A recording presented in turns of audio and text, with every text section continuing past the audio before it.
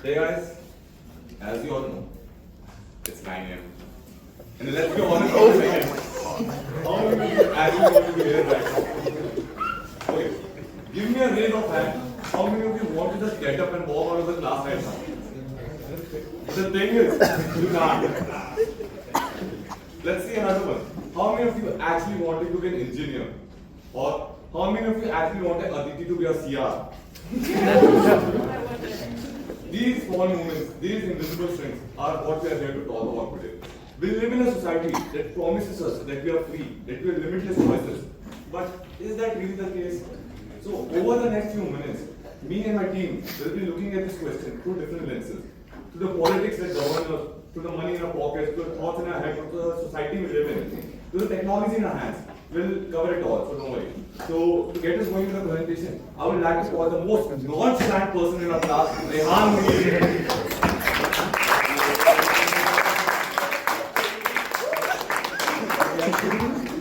Our introduction raises an interesting question about freedom. When we look at a nation on paper, the answer seems simple. We are the world's largest democracy. We have a constitution that guarantees our fundamental rights. Our freedom seems to be set in stone. But my part of this presentation is not about the promise. It's about the reality. It's about measuring the distance between what's written in the constitution to the actual feeling on our streets. It's about the gap between the freedom that's promised to us and the actual liberty we get to experience. Let's talk about Article 21. The right to life and personal liberty. It is the soul of our freedom. It gives us the right to be who we are openly, to follow our faiths, to eat what we want to eat, all of this without the state or any group interfering. It's the freedom to simply be. But let's be honest. How many of us get to actually experience this freedom in our day-to-day lives? Today, there's a growing gap between the freedom that's promised to us and the freedom that's actually granted to us. Today, there's an immense pressure to conform to a single idea of what a good Indian should be. This erodes the very diversity of our nation. Are we a nation where multiple truths can coexist, or are we being pushed towards a single rigid identity? This pressure is most sharply felt by certain communities. We see open hostility towards them, often based on their faiths and traditions. We see calls to boycott their businesses, the demolition of their homes under administrative pretexts, lynchings alleging what they eat, and a constant exhausting questioning of their patriotism. All of this extrajudicial mob vigilantism is being supported by the government, openly and covertly. When any community is systematically targeted, it normalizes hate. It shrinks the space for dissent. This creates a climate of fear. It's the self-censorship that makes you think twice. Not because an act is illegal, but it might be branded as anti-national by certain aggressive groups. All of this leads us to an unsettling conclusion. It seems that while India got freedom in 1947, Indians are still not free. To continue with our presentation, I'd like to call the unnecessarily told by Arnav Khurda. Good morning, everyone. Now, I'm sure everyone wants to travel around the world, right? But how many of us can really afford it? Now, when we talk about freedom, we often talk about political rights or social equality, or just the ability to speak up for ourselves. But let me ask you this question. How free are we really? Are we really free if we sleep at night worrying about rent? Are we really free if we stick to jobs that we are not interested in just because those monthly EMIs won't stop? Are we really free if we cannot take a few days of work to take care of our health? This shows us something very important. Freedom is not just about political rights or social equality. And so what exactly is financial freedom? Financial freedom isn't about being a millionaire and living a luxurious life. It is about living a life with dignity. A life where you can afford basic amenities like food, shelter, education and healthcare. Think about it this way.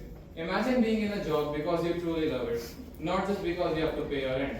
Imagine having the courage to leave a toxic workplace because you know that you have enough savings to carry yourself through until you find a better job.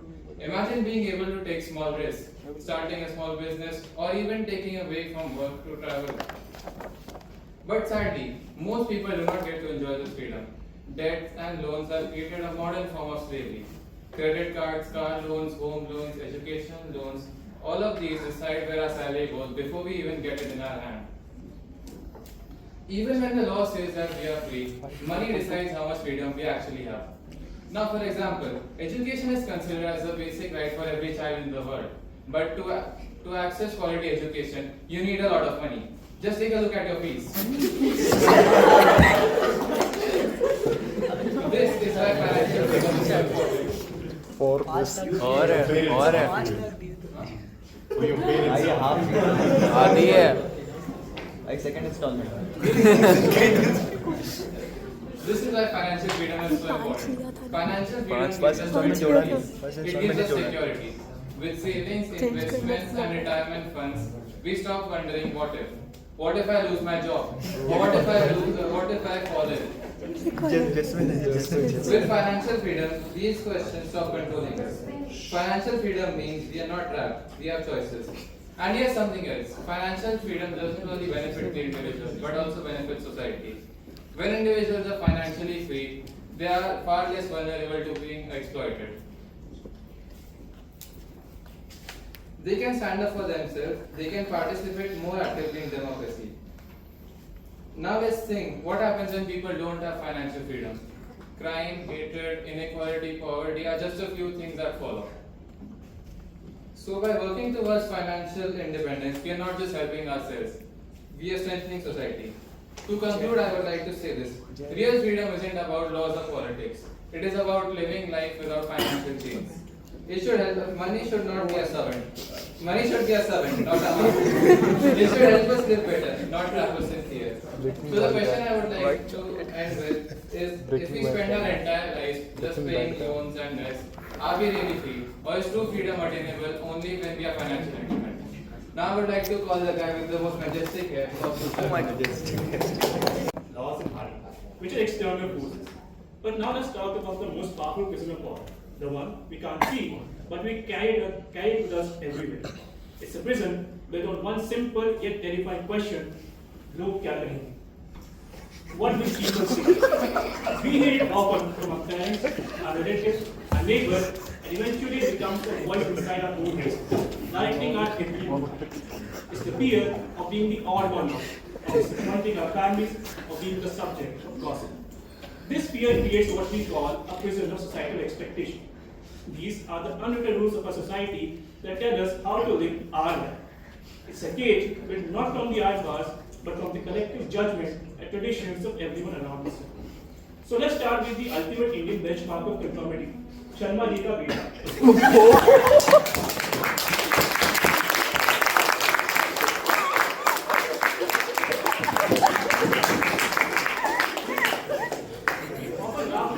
Perfect physical child who tops every exam and never talks back. But this joke is built on a painful truth. The culture of constant comparison that forces all of us into one narrow path. We ignore our own unique definitions of a happy life. This conformity directly extends to the career cage. We all know the hierarchy that Sharma ji ka beta follows doctor or an engineer. What is this goal? This pressure to choose a respectable career often undermines our true calling, forcing us to create our passion for a perceived sense of security and a life that looks good on paper. And finally, we have the relationship. Allah says we are free to love and marry who we choose. But we all know the invisible walls of caste, religion, and family status. The idea of a love marriage is still seen as a rebellion in many families. We are free, but we are not free from the very real risk of alienating the people we care about. The law grants us freedom, but tradition keeps our hearts hostage. Our choice to love becomes a negotiation, not a right. Alright, now let's do an activity. You don't have to say this out loud, but just take a moment to think of one dream, one opinion, one thought that you have never shared with anyone simply because you fear their judgment or disappointment. This silence that you just felt, the secret that you just thought of, that is the price we pay for social hunger. We trade these little pieces of ourselves for acceptance and belonging. So while law says we are free, we are not exactly free from the social shackles that bound us. In the end, I would like to say that this prison builds a cage around us with love and expectations that make us question if we are ever truly free to just be ourselves. With that, I would like to conclude my part of the presentation and would like to give the stage to Son of Sardar, not to Punjab.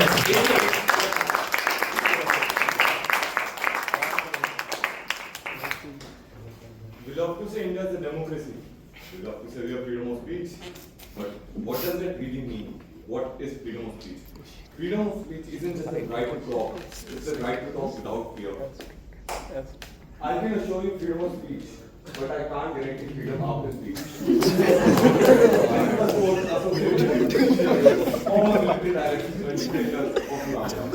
And I think this sums up the current state of the nation pretty well. The most obvious and out there example I can think of are stand-up comedians. In fact, the true measure of a country's free speech is how it treats its stand-up comedians. And that's exactly where the cracks in our freedom start to show. I can just start a few examples. Maybe you guys know Veer Das. He did the I come from two Indias thing. And apparently, a 7-minute monologue is more damaging to our global living than the actual problems he was talking about. Or maybe you guys know Kunal Kamra. This guy, this career is basically a speedrun of the Indian Penal Code. He collects FIRs like they're Pokemon cards. And of course, and he tried to say India's got latent and discovered it's definitely got lawyers. But that's the thing about these controversies. I mean, they are never about justice. The punishment isn't the verdict, it's the process, the endless hearings, the outrage, the constant threat hanging over your head. It's a method of exhaustion. It's there to design fear into our minds.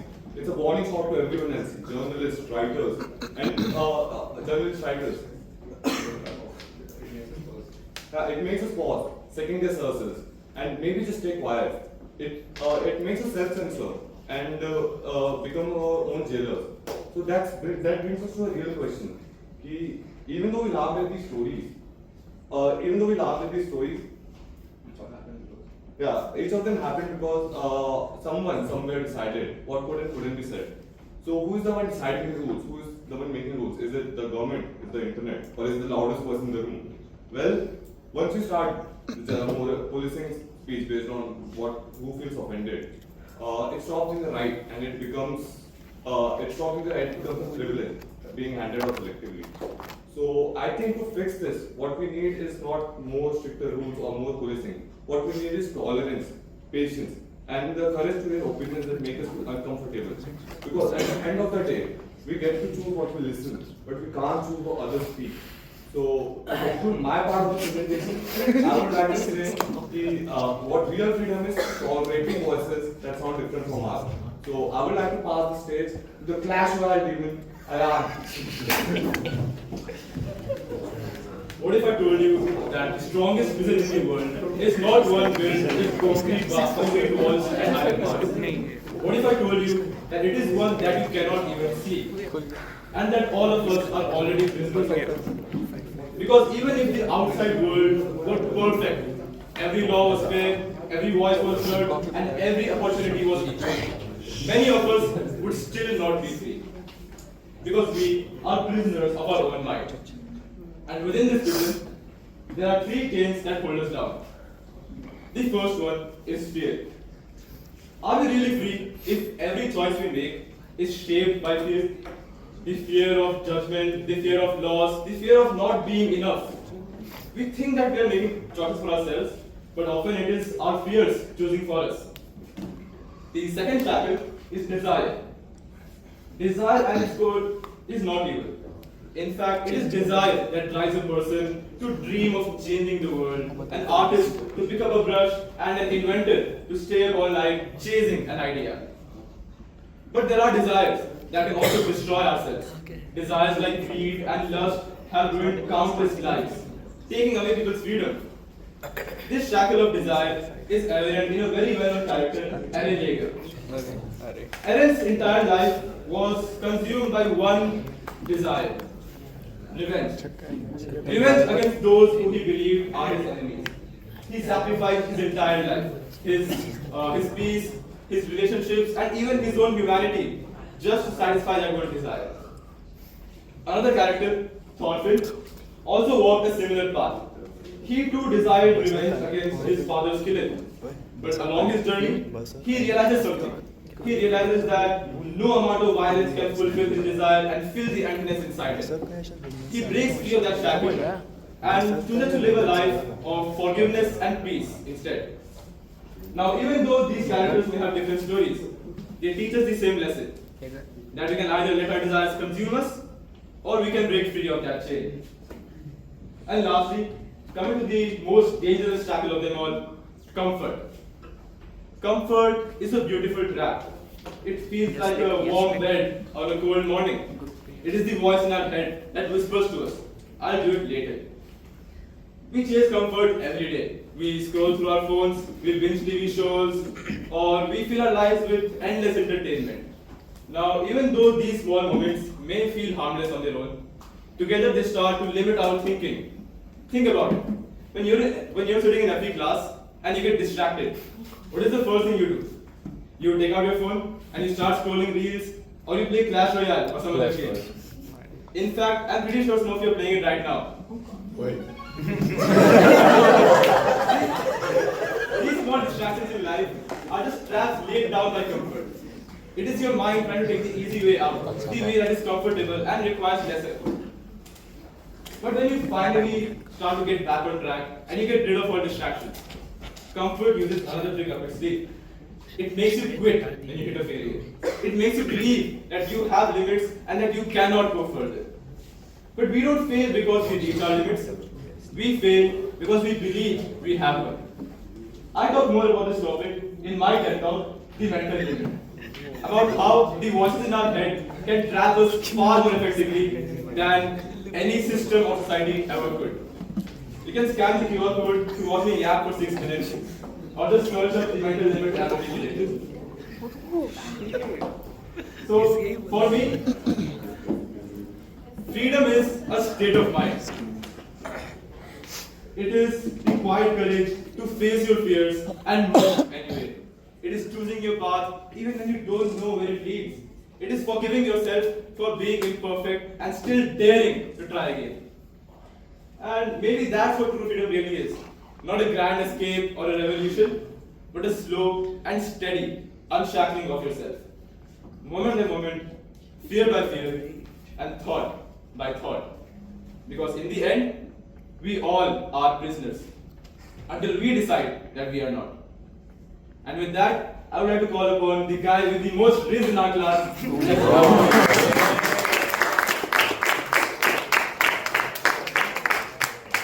The next topic is something that demands our central attention.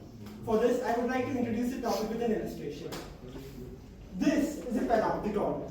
It is a prison where a guard can see all the inmates, but the inmates themselves have no clue to when or if they are being watched.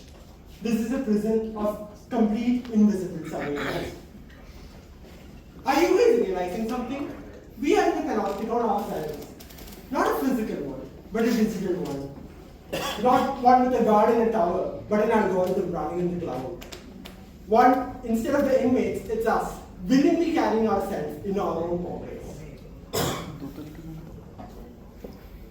We are living in a digital prison. You know those Instagram feed-throughs that we find ourselves in at every 2 a.m.? It is a personalized world being built just for us, built by code whose only goal is to capture and sell our attention. This is a digital prison.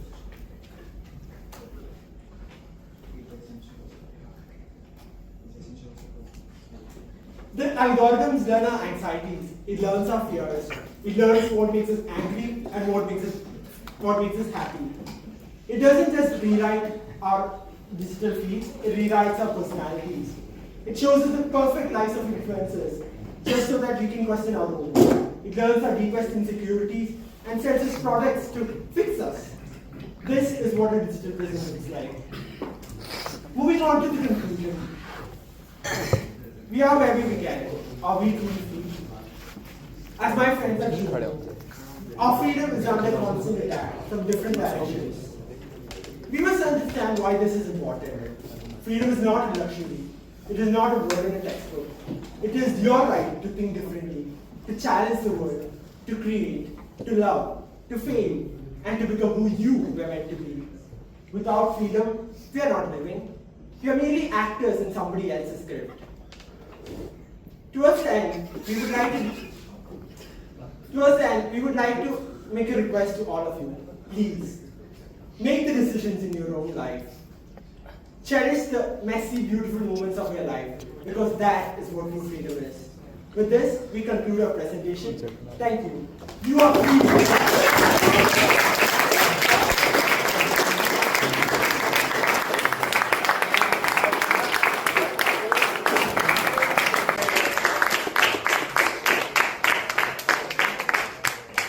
The next topic is something that demands our central attention. For this, I would like to introduce the topic with an illustration. This is a panopticon. It is a prison where a guard can see all the inmates, but the inmates themselves have no clue to when or if they are being watched. This is a prison of complete invisible surveillance. Are you guys realizing something? We are in the panopticon ourselves. Not a physical one, but a digital one. Not one with a guard in a tower, but an algorithm running in the cloud. One, instead of the inmates, it's us, willingly carrying ourselves in our own pockets. We are living in a digital prison. You know those Instagram free throws that we find ourselves in at every 2 a.m.? It is a personalized world being built just for us, built by code whose only goal is to capture and sell our attention. This is a digital prison.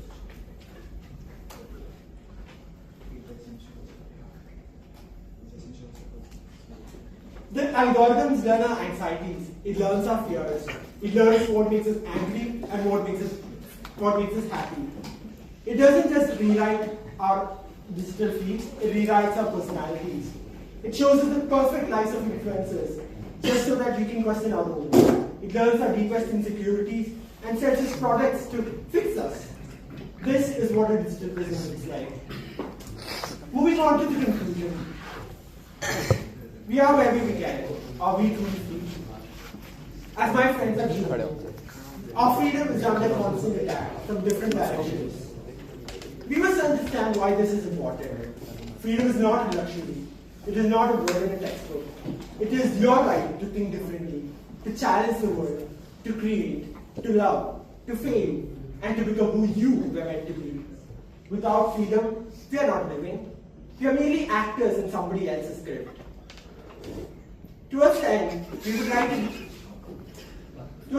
would like to make a request to all of you. Please, make the decisions in your own life. Cherish the messy, beautiful moments of your life, because that is what true freedom is. With this, we conclude our presentation. Thank you. You are free.